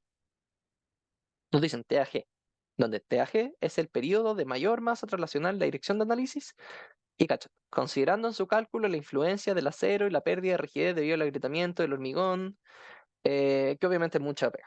Pero nos dicen que si el periodo ha sido calculado con las secciones brutas, es decir, sin considerar la influencia del acero y la pérdida de la rigidez debido al agrietamiento, nos dejan que lo calculemos como el periodo de mayor masa translacional multiplicado por 1,5. Entonces, así es más fácil. ¿Ya? Y el espectro elástico de desplazamientos se calcula según la expresión del artículo 13 del presente decreto. Y ese espectro de desplazamientos, se lo muestro, es este de acá. Este es el espectro. El periodo al cuadrado dividido en 4pi cuadrado por un factor alfa, por un factor a sub 0, por un factor c sub d, que corrige, según el rango de periodos en el que estoy, corrige el desplazamiento que voy a tener. Y ese c sub d es según esto de acá. Y obviamente es pega, yo en algún minuto vamos a tener ayudantía de esto y todo y les vamos a poder mostrar. ¿Ya? Pero para que sepan. Ese fue el artículo 9. Ah, y el artículo 13 se lo mostré. Claro, este es el artículo 13 que les quería mostrar. Bueno, pero fijan espectro de diseño, etcétera. Entonces la 433 normalmente se ocupa en conjunto a este decreto 61. Y lo último que les quiero mostrar es esto de acá. Unos documentos que son el NIST. Del NIST, que el NIST es National Institute of Standards and Technology del Departamento de Comercio de Estados Unidos. Son comités gigantescos que se reúnen para, obviamente, para todas las cosas de comercio de Estados Unidos, obviamente la infraestructura que tienen, y son, en este caso, son dos documentos que les voy a mostrar, no les voy a mostrar todo, pero algunas cosas que fui viendo, que por ejemplo este fue recomendaciones para el diseño sísmico de muros de hormigón armado, de edificios de muros de hormigón armado, basado en estudios del terremoto del 2010 en Maule, Chile. O sea, vino esta comisión, el NIST, en representación de mucha gente, etcétera, vieron los daños que tuvieron los edificios chilenos de hormigón armado, de muros, de hormigón armado digo, y hacen recomendaciones para el diseño sísmico de estas cosas. Entonces, dentro de esto, estos son documentos, fíjense, son 300 páginas de documentos, son documentos gigantes que movieron de muy alto nivel técnico, que movieron mucha gente, entonces son de gran calidad. Digo, entonces en esto hay ciertas cosas, pero les voy a mostrar el capítulo 2, por ejemplo, que investiga los elementos de borde de los muros. Entonces describe los daños que se fueron encontrando en muros típicos. Por ejemplo, tal vez han visto esta foto típica, pero vean las fallas que tenemos acá. Entonces, que en el caso de la figura A tenemos típicas fallas por corte que se encontraron. Entonces, la primera fue un subterráneo de un edificio de 18 pisos en Santiago. Cáchense, vean las barras, o sea, también vean las armaduras que tienen. Una malla chiquitita, ¿cierto? Vean la malla central y cachen los fierros que hay al final, gigantescos. Entonces, que no fue capaz de darle em, resistencia a la sección, o ductilidad, digo. Y pandearon, obviamente. O sea, que pandearon ahí, estribos rotos, etcétera. Aquí se ve también parecido. Fíjense esos fierros. Pandearon. O sea, toda esta sección bajó. Bajó y se pandearon totalmente todos esos fierros de armadura de borde. Esa armadura de borde. Miren el espaciamiento entre los estribos. No sé si parece que no sé si hay un estribo, no alcanzo a ver bien, pero fíjense, y todos los muros como fallaron. Los muros en los que se concentró la demanda de corte.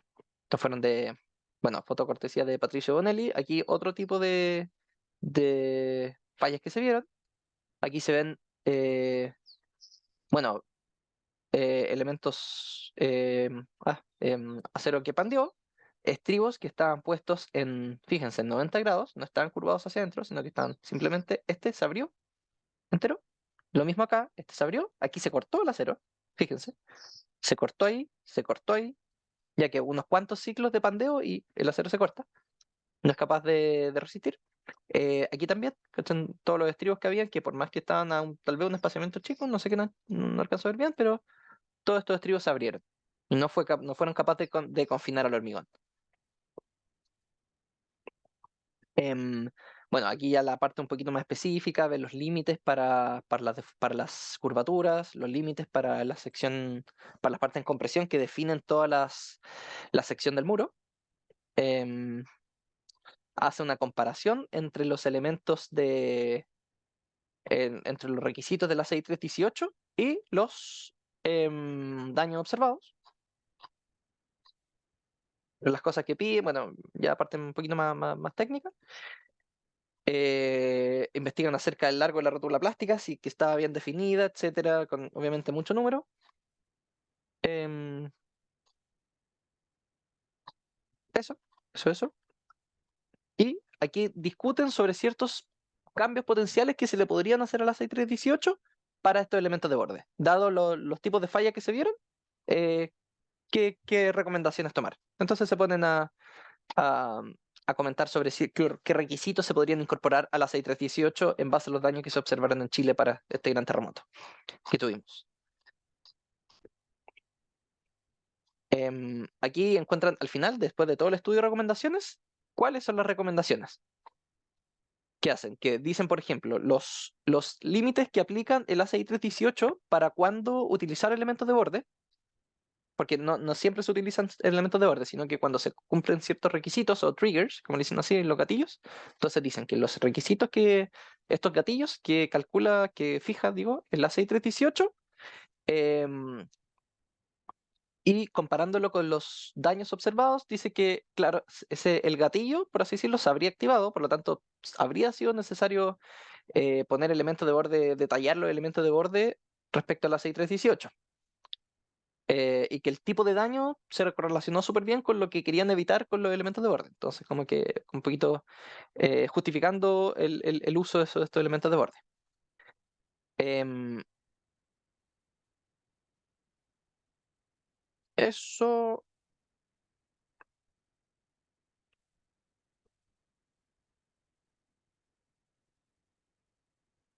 Chun, chun, ya. Eso es lo que les puedo mostrar de esta parte. Eso es el capítulo 1, que tengo anotado, capítulo 2. Capítulo 4 después, la investigación de problemas en la configuración de estos muros de edificios, que fue de las partes principales que fueron notando. Entonces, en este capítulo fueron mostrando problemas que se vieron en la configuración de estos edificios y que podrían haberse evitado, ¿ya? Dependiendo de la configuración, obviamente, de estos ejercicios y de estos edificios y cómo se vieron los tipos de daño. Y en este caso, por ejemplo, el típico corte de un edificio, que nosotros aquí tenemos el pasillo, tenemos vigas, en este caso a veces habían vigas de acople, vigas de acople, el edificio con muros, yo estoy viendo un eje, ¿cierto? Muros a este lado, muros a este otro lado, em, y abajo tal vez en el subterráneo iba a tener más muros, o en el primer piso, lo que sea, cuando ya no hay departamentos. Entonces, em, la transferencia de corte que hay en esta zona, porque tienen que transferir todos los esfuerzos hacia allá, es gigantesca. Y también en estas mismas partes. Típico que acá hay estacionamientos por esta parte, como vimos en una de las fotos incluso, entonces se genera que el muro no es continuo, también se generan tensiones súper grandes ahí. Que fue el tipo de cosas que se fue viendo. Por ejemplo, acá, miren, el eje de un edificio en que habían los ventanas aquí, porque está tal vez una escalera de emergencia o mismas las ventanas del pasillo. Y aquí abajo ya se tenían los muros del primer piso, donde se transfería el corte a través de esta zona. Entonces, si esa zona no fue detallada para ese nivel de corte, se genera este tipo de fallas, donde vemos que fallaba el hormigón en esta zona, y se genera esta cruz, por así decirlo. Esta falla en corte así. Más cosas que se fueron viendo también, los elementos, los muros que no eran continuos hacia arriba, por discontinuidades en los muros, con Concepción. Otro caso más, de más discontinuidades en muros, donde teníamos estas salidas grandes, discontinuidad del muro, por lo tanto se generaban daños gigantes. ¿Ya? En este caso aquí también. Cambios, discontinuidades también grandes del muro, de estos muros grandes que, bueno, no se ve allá, pero está apoyado sobre estas columnas, pero se ve que estos barras ni siquiera, al parecer, ni siquiera pasan para abajo. Em, Describen un poco el tipo de daño visto. Aquí, por ejemplo, configuración típica que se tienen, muros en Z, por así decirlo, donde por estas mismas discontinuidades se producen tensiones gigantescas acá, concentración grande que eh, llama este tipo de fallas. Em, Más discontinuidad de muro con vigas de acople, al parecer, claro. Aquí donde se veía cómo está el refuerzo al corte, el refuerzo de ese elemento.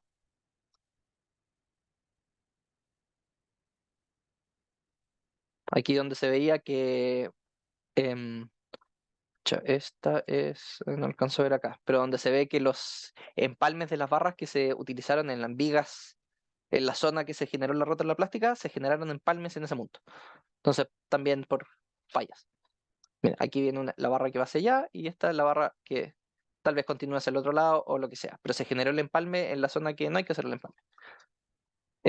Bueno, más daño en escaleras, este tipo de fallas, el edificio eh, del edificio Higgins en Concepción, donde colapsó y el edificio bajó y aplastó no sé cuántos pisos.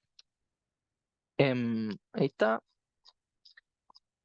Eh, Aquí describen un poco la práctica en Estados Unidos, como qué cosas se piden por código y cuál es el diseño de la práctica de diseño típica que tienen, donde describen un poquito cómo funcionan, o sea, los límites máximos para las cargas axiales de los muros, cómo configuran los muros normalmente, pucha, ¿qué más cosas? El ancho típico de los muros, el espesor típico de muros que son de 8 pulgadas, de doble malla que ocupan eso por lo menos, porque comparan el edificio de muro de Estados Unidos con el chileno. Entonces muestran más o menos cómo son los requisitos que se cumplen en los muros. Em,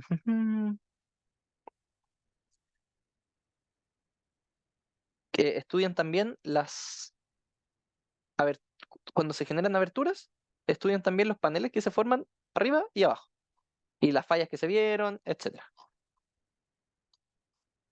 Bueno, imagínense este tipo de falla con tensiones. Esto ya no he podido investigar mucho aquí y leer, pero empiezan a deducir un poquito la falla que hubo, cómo se debería diseñar ese elemento, eh, y qué cosas se encontraron en los findings and recommendations. O sea, qué consideraciones de diseño se debiesen considerar para evitar este tipo de falla. Las cosas que vimos. ¿Qué tipo más de falla? Bueno, eso hasta este nivel, ¿cierto? A ver si hay algo más que les quiera mostrar. Capítulo 4.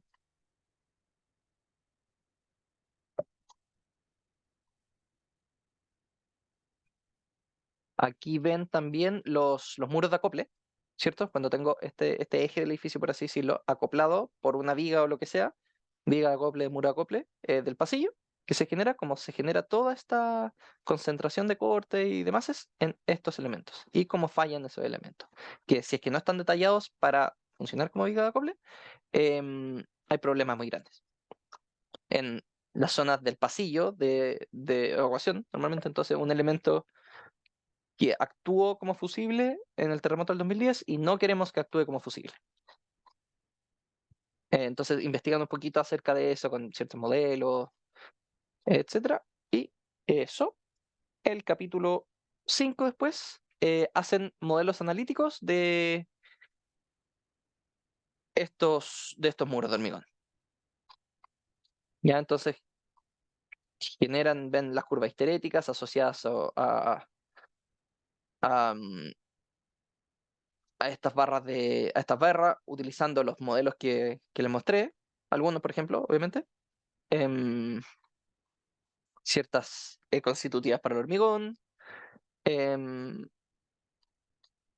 bueno, eso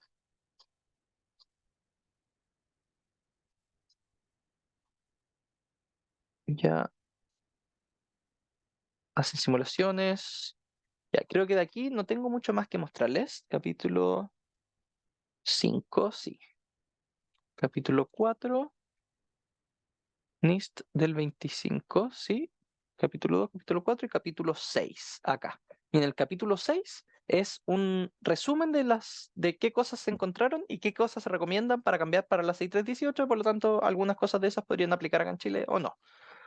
Ya, pero Aquí se hacen recomendaciones para limitar el eje neutro, por ejemplo, para asumir la rótula plástica, para distintos tipos de muros. Esos son recomendaciones generales. En la parte de pandeo de muros, qué cosas se encontraron, qué se generaban, qué recomendaciones hacen a eso. Por ejemplo, de aquí salieron muchas cosas que se hicieron del decreto 61, porque decían que la 6318 te deja poner, por ejemplo, una pura malla de refuerzo, y aquí dicen que se dicen ocupar dos mallas. Ciertos límites de pandeo, de altura de ancho espesor, por así decirlo. Em, con problemas en la configuración de los edificios, qué cosas se encontraron, como las aberturas verticales, las discontinuidades verticales y los muros de acople. eh, sí, esas cosas. ¿Qué recomendaciones para cada uno de esos casos? Entonces, para las aberturas verticales, em, recomendaciones para cómo detallar esos puntos para que no se generen los daños vistos. Discontinuidades verticales para los muros de acople y etcétera. ¿Ya? Después, el último elemento que les quiero mostrar es el NIST. Bueno, este código 12, 9, 17, 18, que comparan la práctica estadounidense y la chilena para el diseño sísmico entre 1985 y 2010. Entonces, hacen una comparación entre estas dos cosas para ver qué cosas son aplicables, qué cosas no. Eh, Creo que al final también diseñan como un edificio para los dos casos y van comparando, etcétera. Entonces, en este el 18, ¿cierto? Les quiero mostrar el capítulo 2. Bueno, ustedes pueden ir revisando cada cosa, pero primero describen la práctica chilena. Dicen que para un edificio habitacional de hormigón armado, que se rigen por la 433 para el diseño sísmico, 430 para el cálculo de resistencia del hormigón armado, define cómo funciona la 433. Entonces, esto desde un punto de vista de alguien no familiarizado acá. Entonces, describe cómo funciona la 433, qué cosas que se ocupa el R, que se ocupa el omega cero, el factor C sub D, etcétera. Hablan también de la NSH 430, cómo es el estándar de esa norma, qué cosas pide, qué cosas no pide. La práctica típica chilena, por ejemplo, esto es lo que yo encontré súper interesante, que la mano de obra en Chile es notablemente más barata que en Estados Unidos. Aparte que los ingenieros en Chile normalmente son contratados por el que desarrolla el proyecto,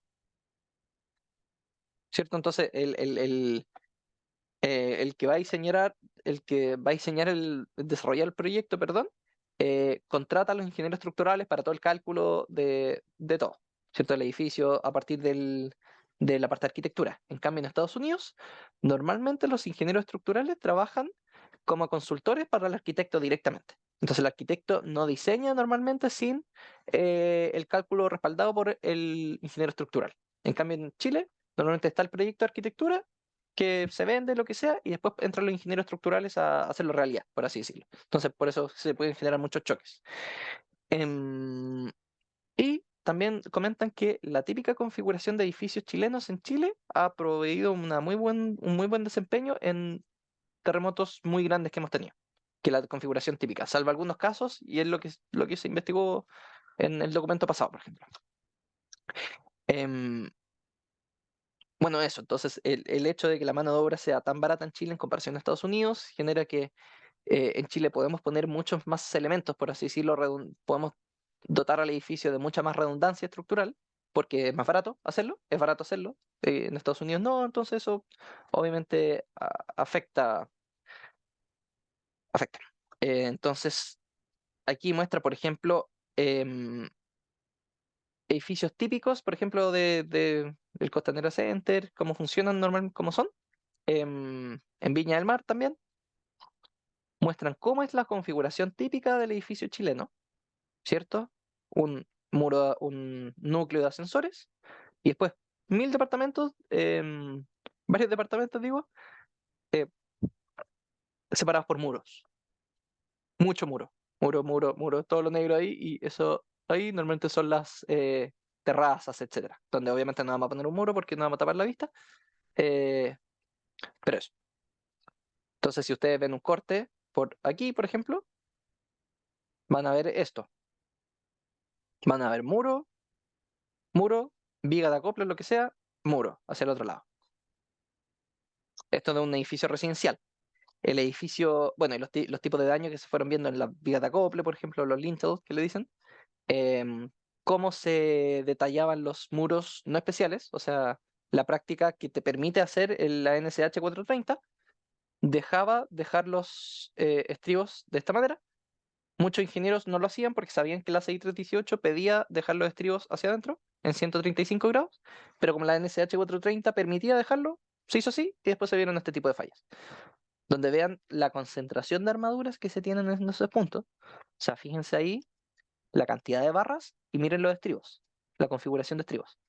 Lo delgado de los estribos en comparación a las barras, y que estos estribos no estaban cerrados, por lo tanto, al momento de querer no generaban una restricción al pandeo de estos elementos. Em, bueno, eso es el edificio de oficinas típico, como son en Chile, que son un muro central donde a veces está el vano del ascensor y algunas escaleras de emergencia probablemente, y puras columnas perimetrales, y todo esto unido con vigas. Con losas probablemente postensadas o algo así para poder tener grandes luces. Aquí muestran cómo es la zonificación sísmica en Chile, zona 3, 2, 1. Este es un resumen de todo lo que hemos visto en verdad respecto a eso. Los tipos de suelo que se tienen de esa norma, las categorías de ocupación de los edificios, las combinaciones de carga que se utilizan, los sistemas estructurales tipo muros de corte, marcos de momento, combinaciones, etcétera. Em, cómo funciona la NSH 433, que pide análisis modal espectral o análisis estático. Entonces, el análisis estático deja hacerlo para estos casos, y si no, modal espectral. Cómo funciona el análisis estático, C por IPP, de dónde se saca el C, dónde se saca el C. Eh, grafica cierto el coeficiente basal dependiendo del periodo que se tiene para el primer modo. ¿Qué coeficiente para el corte basal obtendrías? Coeficiente sísmico. Para una zona tipo 3, asumiendo R igual 7, cómo corrigen, cómo distribuyen en altura, cómo es la distribución en altura graficada, cómo se hace un modelo espectral, con qué espectro, cómo se define este espectro, cómo se define el R, cuáles son los espectros típicos para distintos tipos de suelo, cómo son los espectros de desplazamiento. No, perdón, esto es cómo varía el coeficiente R dependiendo del periodo que tenga la estructura. ¿Qué más? Claro. Aquí esto es dependiendo del número de pisos también. Después acá en el capítulo 3 habla de capítulo, estoy en el 18, capítulo 2. Ya, esta es la práctica en el capítulo 3, la práctica estadounidense. Entonces aquí no voy a pasar, tampoco conozco tanto, pero voy a pasar un poquito más por encima, pero se basa en el enlace 7 y en el enlace 318, cómo es el muro, el edificio habitacional en Estados Unidos. Son muros, columnas perimetrales, parecido al caso de las oficinas chilenas, eh, que se tienen vigas de acople. En el caso chileno a veces se busca evitarlas. Cómo se diseñan esas vigas de acople, controladas por flexión, cuando están controladas por flexión y cuando están controladas por corte, cómo se detallan. Em, bueno, los mapas de aceleración, la zonificación sísmica de Estados Unidos es así, para que vean. Son zonas sísmicas de este tipo, tipos de suelo, claro, tipos de suelo, cómo se determinan los periodos, que son, cómo se determinan los espectros, perdón, los espectros de diseño, que son espectros tipo Newmark, que necesitan estos factores, por así decirlo, SDS, SD1, que no me voy a meter en detalle ahora. Em, ¿Cuáles son las combinaciones de carga que ellos utilizan? Que son un poquito más complejas porque tienen factores de RO, que tengo entendido que es la redundancia estructural, ¿sí? Sobre resistencia, etcétera. Sistemas estructurales que se ocupan, qué irregularidades hay y cómo se consideran, cómo son los análisis, si es que se ocupa, permite 4 tipos de diseño, que son eh, algo parecido bueno, carga estática equivalente lateral, análisis modal espectral o tiempo historia. Análisis tiempo historia que actualmente la 433 no permite, creo. Em, cómo es el Equivalent Lateral Force Procedure, es como el corte estático, el análisis estático, quiero decir, chileno. Entonces define un coeficiente por el corte basal, para sacar el corte basal, etcétera. Cómo se distribuye en altura, cómo se hace un modal espectral, cómo son los espectros y cuál es su forma, ¿ya? Para cada tipo de suelo. El capítulo 4 comparan los requisitos sísmicos de Estados Unidos y los chilenos. ¿Qué cosas utiliza el código chileno, la NCH 430? ¿Qué cosas pide la 6318? ¿Qué es lo que se ocupa en Estados Unidos directamente? Em, las comparaciones entre ambos, y esto acá es interesante. Esto acá es interesante porque una tablita donde van comparando cada una de esas dos cosas. Ojo que la 433 del 96, sin el decreto supremo 61 y del decreto 60. Cómo se definen las zonas y la aceleración máxima. En este caso en Chile son zonas, en Estados Unidos son factores de SS, que es la aceleración para periodos cortos, para periodos largos, tipos de suelo, cómo se clasifican, combinaciones, cómo son los sistemas estructurales, cómo se define el R o los parámetros de diseño. En Chile se ocupa el R, en Estados Unidos se ocupa el R, el C sub D y el omega cero. Son los tres. Nosotros sabemos acá en Chile que el R está compuesto por estos tres, pero ocupamos solo un factor, que como a modo de resumen, por así decirlo. Los límites de deformación, ¿ya? En Chile se deja 0.002 H de drift. em, y en Estados Unidos depende del tipo el- la categoría de riesgo y el sistema estructural. Em, para el análisis estático, de dónde se sacan los coeficientes. Bueno, lo que les mostré, cómo se reparten en altura.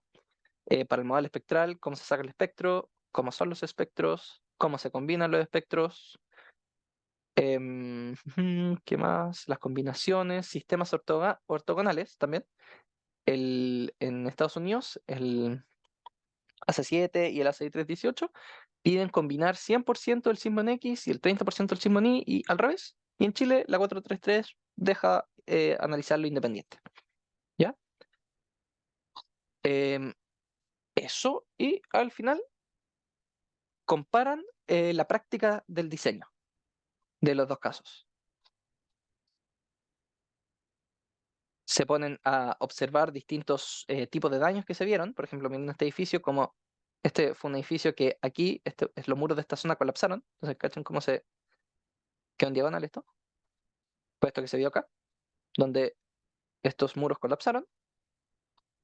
Las fallas que vimos antes, miren, bueno, lo mismo que les mostré antes. eh, Hacen la comparación, entonces eso les comentaba que hacían el análisis del caso chileno con el análisis del caso estadounidense. Entonces, aquí hacen un modelo estructural en ETAPS de la configuración chilena. Y lo diseñan según eso, para ver qué cosas se deberían haber, y hacen la comparación a nivel de demanda de las dos cosas. Entonces, ¿cómo andaría la configuración chilena para el sismo y los requisitos todos sísmicos de Estados Unidos? Es lo que están comparando acá. Entonces, em, bueno, eso, a ver, qué les puedo mostrar de aquí especialmente? Aquí, por ejemplo, fíjense, estos son em, los drift de piso para cada piso, ¿cierto? Parecido a lo que hacíamos del análisis pushover, que lo había mostrado antes. Se utiliza para el espectro que saldría en San Francisco, que es una zona relativamente parecida a Viña del Mar, y por eso hacer la comparación, y cómo saldría para el espectro de Viña del Mar. Entonces ven que para el espectro de Viña del Mar, para este edificio, nos pasamos del drift de piso que habría pedido el AC7. Nos pasamos para el piso 5 y superior. Y en el caso del sismo de San Francisco, no, estamos a la izquierda. Fuerzas de diseño. ¿Qué fuerza de diseño habríamos tenido para cada caso? Donde en azul tenemos, o sea, tenemos para cada piso, qué corte habríamos tenido. Fíjense cómo va aumentando a medida que vamos bajando, ¿cierto? Porque el piso abajo toma casi toda la carga. Para el espectro de San Francisco y para el caso de Viña del Mar, como obviamente tenemos para el caso de Viña del Mar más grande. Los momentos que habríamos tenido, los momentos volcantes, como la repartición en alturas distintas, distribución de altura, perdón, de la C7 con la 433, se genera un momento más grande en general para el caso de Viña del Mar, el caso chileno. Configuración de muros. Esto es cómo se habría diseñado el muro, el edificio, perdón, con la configuración típica de Estados Unidos. Y ven, para los dos casos, em,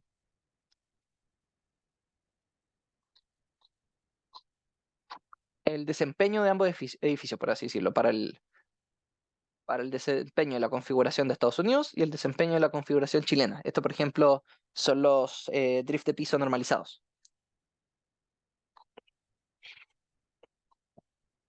Las fuerzas de diseño muestran, y aquí muestran, en esta parte muestran las observaciones y conclusiones de la práctica estadounidense y la práctica chilena, para este caso. Entonces, aquí ya es un resumen ya más específico. Entonces, dice, por ejemplo, que el análisis chileno de elementos de hormigón armado considera la sección bruta, en cambio la práctica estadounidense considera la sección efectiva para los elementos que son parte del sistema sismorresistente. Em,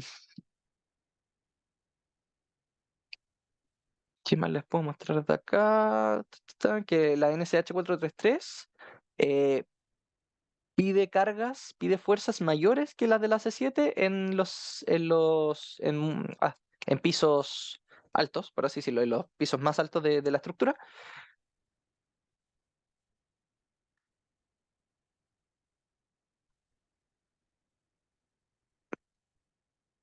Diseñando los edificios relativamente parecidos, el peso sísmico resulta ser similar. Utilizando la 433 y utilizando la C7, los pesos sísmicos son más o menos parecidos. Em, los cortes basales ajustados, ajustados son sumamente parecidos con los que se diseña, digo.